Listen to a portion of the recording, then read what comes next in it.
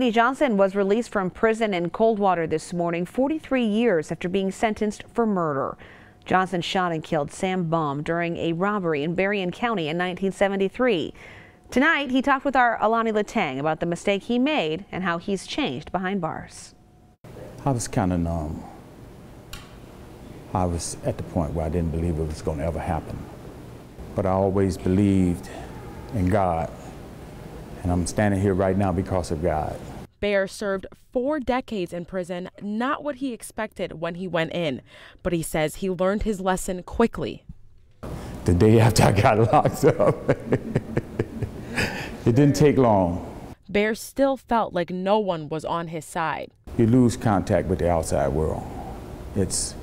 Prison is a world all to itself. And there's not a lot to look forward to when you see the visiting days come and you don't get those visits.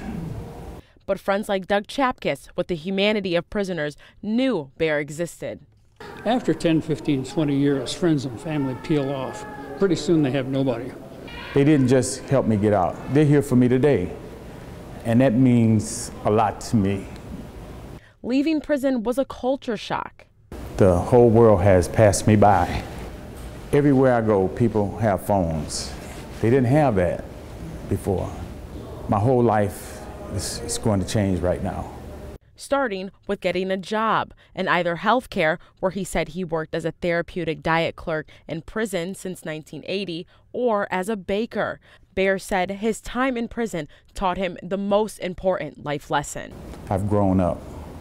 I've become a man in prison. Even though I was married and had children, I was not a grown man. And that was Alani Latang reporting.